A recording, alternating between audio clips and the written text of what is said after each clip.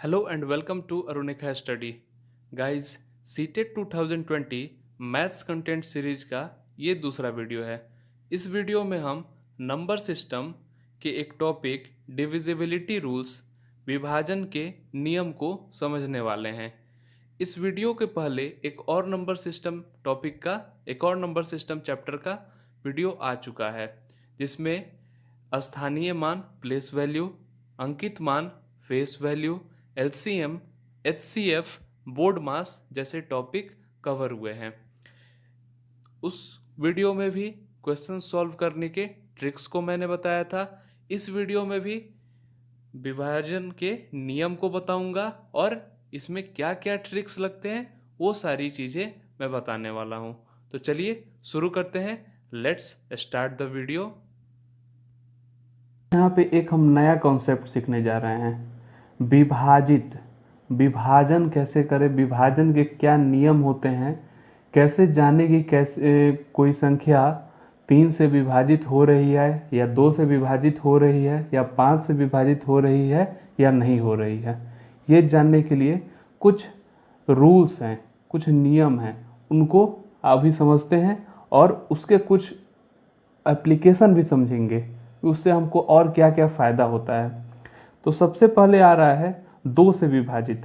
तो 2 से कोई संख्या कब विभाजित होगी, तो उसके लिए इकाई अंक कोई भी संख्या, जैसे ये संख्या है, ठीक है, इसमें इकाई अंक सम या जीरो होना चाहिए।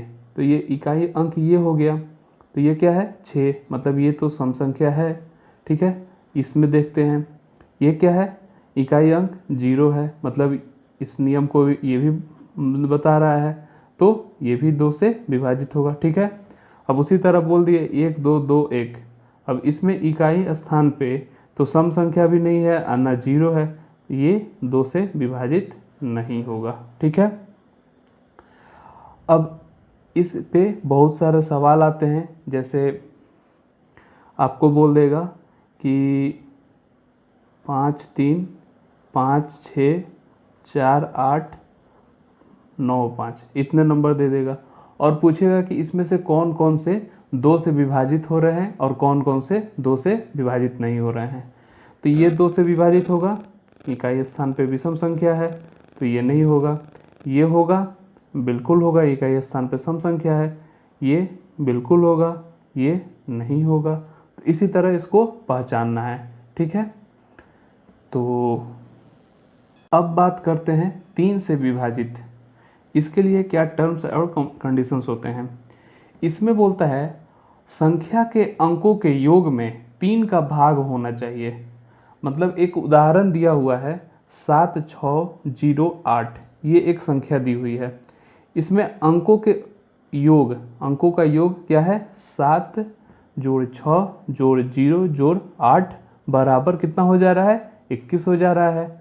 और 21 तो 3 के पहाड़े में आता है, 3 के टेबल आप पढ़िए, उसमें देखिए तो 21 7 बार में आ जाएगा, तो ये 3 से विभाजित हो जाएगा। उसी तरह कोई एक और संख्या देखते हैं हम, कोई भी ऐसे ही उठा लिए, इसमें हमको नहीं मालूम है कि ये होगा कि नहीं होगा 3 से विभाजित। ऐसे देखिए ये तो 2 से विभाजित भी हो जाएगा क्योंकि इकाई स्थान पे 4 है जो सम संख्या है, ठीक है। अब हमें 3 से देखना है, 3 से देखने के लिए क्या करेंगे, सबको जोड़ेंगे, 5 3 2 1 और 4।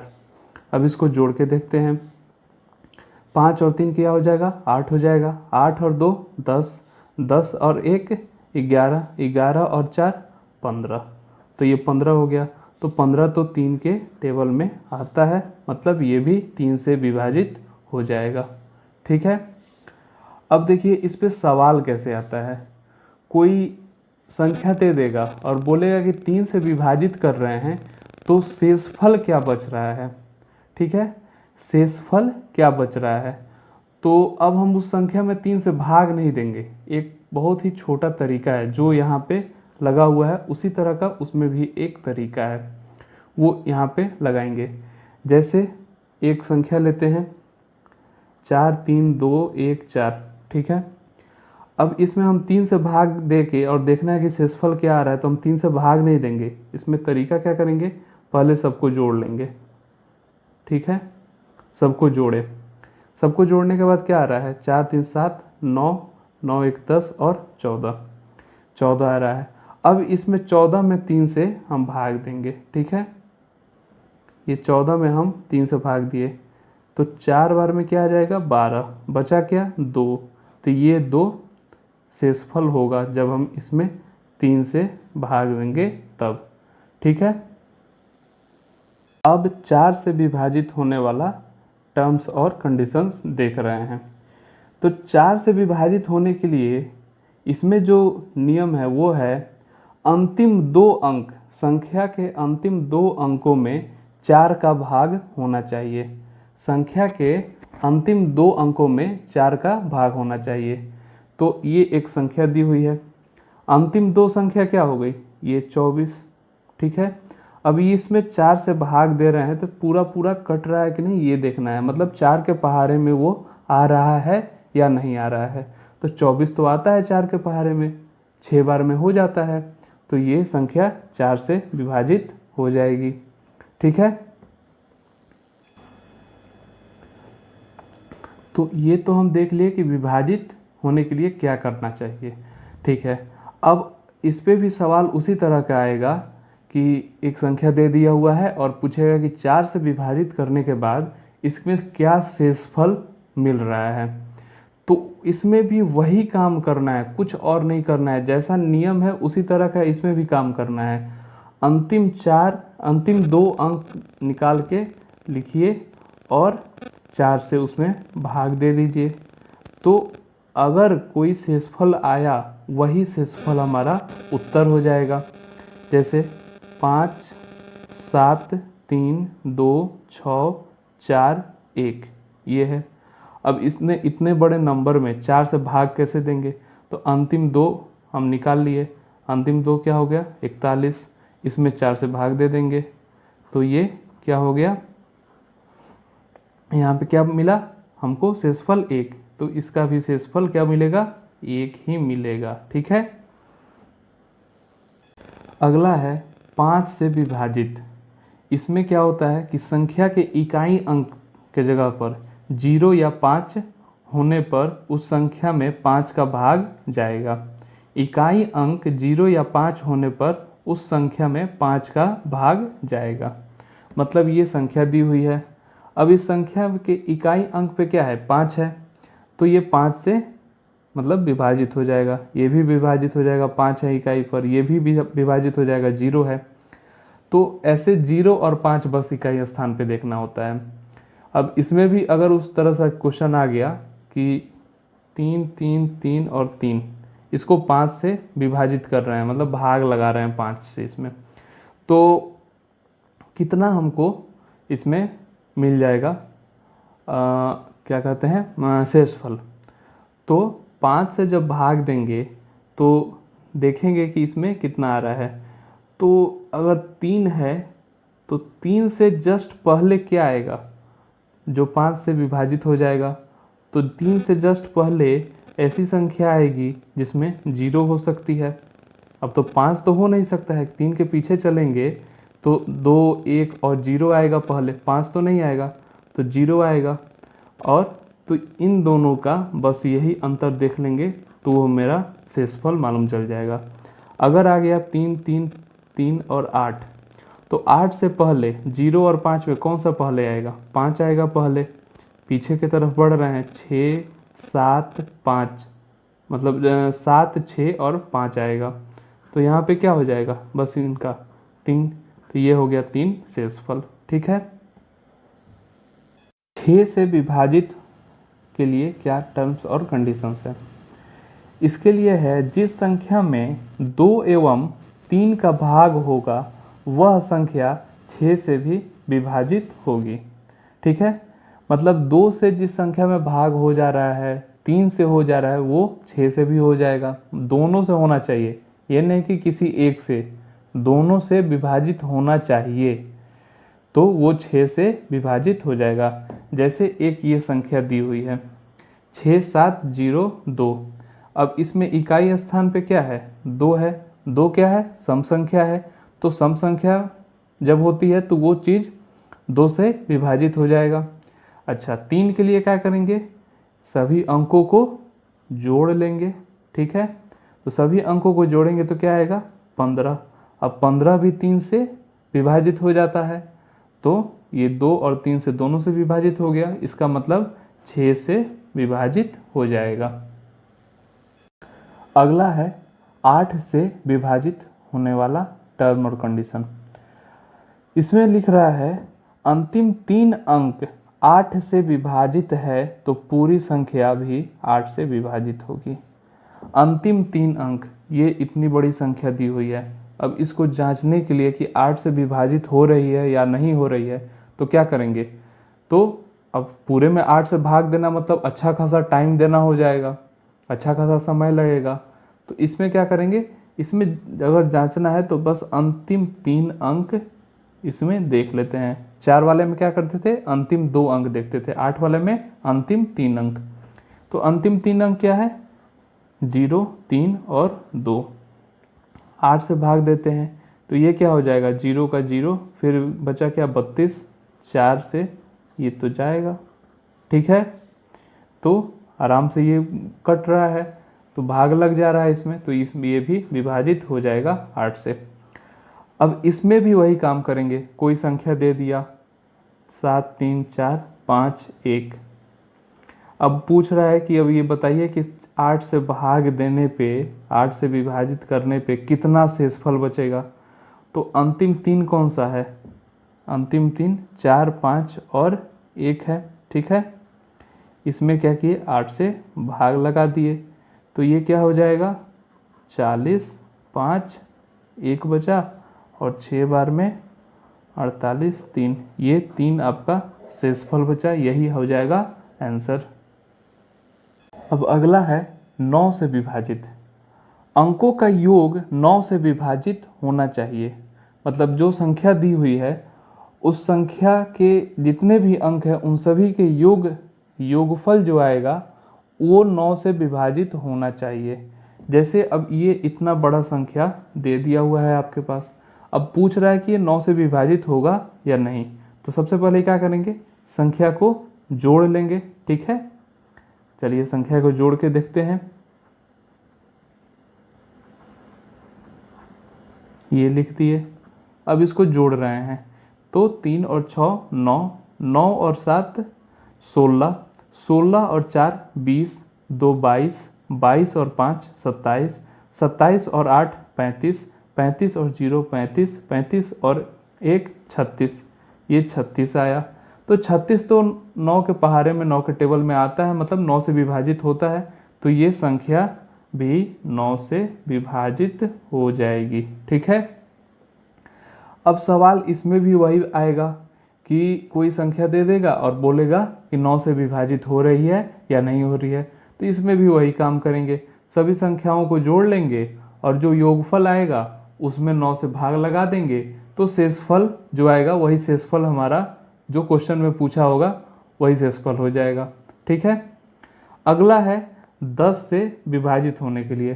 तो 10 से विभाजित होने के लिए सबसे सिंपल और सबसे आसान है, इकाई स्थान पे 0 आना चाहिए और कुछ नहीं, बस इकाई स्थान पे 0 आना चाहिए। तो ये ऐसे ही आपको याद रहेगा। अगला है 11 से विभाजित।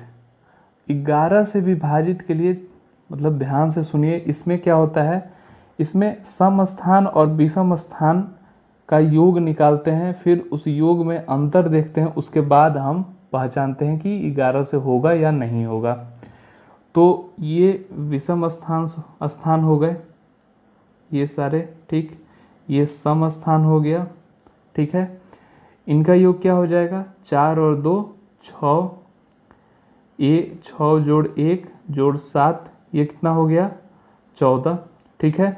यहाँ पे क्या हो गया 8 जोड़ 6, ये क्या हो गया 14 हो गया। तो अब 14 और 14 का अंतर हम निकालते हैं, क्या आया 0, ठीक है। 14 और 14 का अंतर हो गया 0। जब भी सम संख्या और विषम सम स्थान और विषम स्थान के योग में अंतर निकालते हैं और वो योग में अंतर जो आता है वो 0 या 11 के पहाड़े में आने वाला कोई संख्या होगा तो वो 11 से विभाजित हो जाएगा। जैसे एक और लेते हैं छोटा सा उदाहरण, ठीक है। 1, 2 और 1, ये क्या हो गया, विषम स्थान, इन दोनों का योग 2 है, यहाँ भी 2 है, तो यहाँ पे क्या आ गया, 2 माइनस 2 हो गया 0, ठीक है। तो ये भी 11 से विभाजित हो जाएगा। एक और देखते हैं उदाहरण, एक और उदाहरण लेते हैं और वो उदाहरण हो जाएगा 7, 4 और 3, 4, 9, ये ले रहे हैं। इसमें अगर 7 से भाग दें तो जांचेंगे कि ये विभाजित हो रहा है या नहीं हो रहा है। तो ये विषम स्थान वाला योग लिख दिए, 7, 3, 10 और 9, 19, ठीक है। सम स्थान वाला योग लिखे 8, 19 और 8 को घटाए बचा क्या, 11, मतलब 11 के पहाड़ा में तो आता है, ये 11 से विभाजित हो जाएगा, ठीक है। बात आती है 12 के लिए। 12 में दिया हुआ है ऐसी संख्या जो 3 एवं 4 दोनों से विभाजित है, तो वह संख्या 12 से भी विभाजित होगी।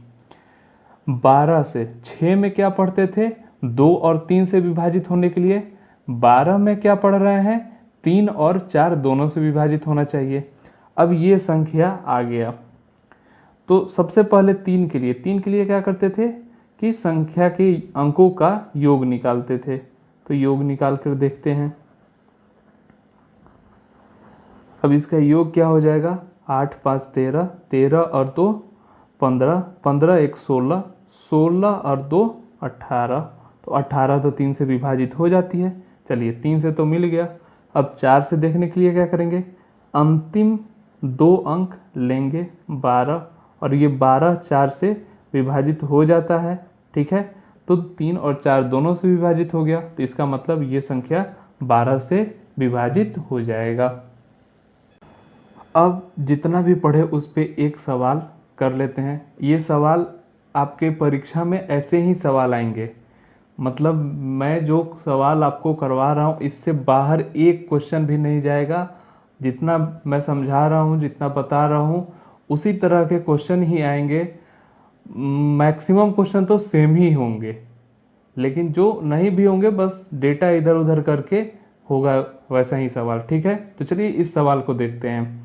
ये सवाल है, जब 90,707 को 9 से विभाजित किया जाता है तो शेषफल होता है। मतलब 9 से विभाजन की बात हो रही है और शेषफल पूछा है। तो 9 से विभाजित के लिए क्या करते थे, संख्याओं का योग 9 के पहाड़े में, मतलब संख्याओं का योगफल जो आता था, संख्या के अंकों का योगफल जो आता था वो 9 से विभाजित होना चाहिए। और उसमें अगर शेषफल वाला जब निकालने की बात आती थी, शेषफल निकालने की, तब क्या करते थे, संख्याओं के अंकों का योग निकालते थे, संख्या के अंकों का योग निकालते थे। वो क्या हो गया, तो ये हो जाएगा 23, ठीक है। ये क्या हो जाएगा 23, और इसमें क्या करते थे, 9 से भाग लगा देते थे। तो भाग लगाने के बाद ये क्या हो गया, शेषफल क्या आया 5, तो यही मेरा आंसर हो जाएगा। इतने बड़े संख्या में फिर 9 से भाग देने की ज़रूरत नहीं पड़ेगी, समय मेरा बहुत कम लगेगा। ऑप्शन नंबर 3 आंसर हो जाएगा। और ये सवाल भी विभाजन वाले कॉन्सेप्ट पे थोड़ा थोड़ा बेस्ड है, मतलब उससे जुड़ा हुआ है थोड़ा सा। इस क्वेश्चन में पूछ क्या रहा है, पूछा ये है 84 के गुणनखंडों की संख्या बताना है, ठीक है। 84, 84। अब इसकी संख्या हमको मतलब संख्या जानने के लिए कितने इसके गुणनखंड हैं, उसके लिए मैं अलग एक तरीका बता रहा हूँ। कोई बहुत ही अलग तरीका नहीं है, बस आपके तरीके को आसान कर देने वाला ये है, ठीक है। सबसे पहले शुरू करते हैं 1 से। 1 से तो कोई भी संख्या विभाजित हो जाती है, तो 1 से विभाजित हो जाएगी। तो कितने बार में 1 से विभाजित होगी, तो 84 बार में। ठीक है, फिर 2 से देखते हैं। तो 2 के लिए क्या होता था, इकाई स्थान पे सम संख्या चाहिए, तो सम संख्या तो है, मतलब 2 से भी विभाजित हो जाएगा। तो 2 से विभाजित होगा तो कितने बार में, तो ये हो जाएगा 42 बार में, 42। ठीक, अब 3 से देखते हैं। 3 के लिए क्या करते थे, अंकों का योग देखते थे कि 3 से विभाजित हो रहा है या नहीं। तो 8 और 4 का योग करेंगे तो 12 आएगा, 12 आएगा। तो 12 क्या 3 से विभाजित तो हो ही जा रहा है ये भी, तो ये 3 से विभाजित हो जाएगा। तो 3 से कितने बार में विभाजित हो रहा है, तो 28 बार में। ठीक है, अब 4 से देखते हैं। 4 के लिए क्या होता था, अंतिम 2 अंक, तो अंतिम 2 अंक तो यही है, 2 अंक का संख्या ही है। तो 4 से विभाजित कर रहे हैं इसको, तो 4 से तो ये विभाजित हो जाएगा, 4 के पहाड़े में ये भी आ जाएगा, 4 से भाग देंगे तो 4 से ये कट जाएगा। तो कितने बार में कटेगा, 21 बार में कटेगा। ठीक, आगे बढ़ते हैं। 5 से कटेगा, बिल्कुल नहीं कटेगा। 5 के लिए क्या होता था, इकाई स्थान पे 0 और 5 आना चाहिए, जो कि है नहीं। तो चलिए 5 को छोड़ दिए। 6 से देखते हैं। 6 से कटेगा, जो 2 और 3 से कट जा रहा है वो तो 6 से भी विभाजित हो जाएगा, 6 से भी तो कट जाएगा, तो 6 लिख दिए। तो 6 से कितने बार में, तो 6 से ये होगा 14 बार में। ठीक, आगे बढ़ते हैं। 7 का देखते हैं। तो 7 का हमको याद है 12 और 7 का गुना करते थे तो 84 आता है, मतलब 12 और 7 का गुना करने पे 84 आता है, 84 आता है। तो 7 12 बार में जाएगा। 8 से नहीं कटेगा, आप भाग देकर देख लीजिए, 8 से नहीं होगा। 9 से नहीं होगा, 9 संख्या का योग क्या है, 12 है, तो 12 तो 9 से विभाजित होगा नहीं। ठीक, 10 से विभाजित नहीं होगा, इकाई स्थान पे 0 नहीं है। 11 से भी विभाजित नहीं होगा, क्योंकि इन दोनों अंकों में अंतर 0 और 11 से विभाजित होने वाला कोई संख्या नहीं आ रहा है। 12 से विभाजित हो जाएगा, जो यहाँ पे हमने लिख दिया है। ठीक, अब इसको काउंट करते हैं। 1 2 3 4 5 और 6, 6 आ गया। 6 इधर है, 6 इधर है, तो दोनों तरफ मिला के क्या हो जाएगा, 6 और 6 क्या हो गया, 12। तो 12 आंसर हो जाएगा हमारा। ठीक है, आज के वीडियो में बस इतना ही। आज हमने नंबर सिस्टम चैप्टर कंप्लीट कर लिया है। इसका पीडीएफ आपको टेलीग्राम चैनल पे मिल जाएगा, जिस पीडीएफ में दोनों वीडियो के क्वेश्चंस होंगे और उसके सॉल्यूशंस होंगे। साथ में कुछ आपको एक्स्ट्रा क्वेश्चंस भी मिलेंगे प्रैक्टिस के लिए। तो चलिए, हंसते रहिए, मुस्कुराते रहिए और जम के पढ़ाई करते रहिए और अरुणिका स्टडी को फॉलो करते रहिए। Thank you.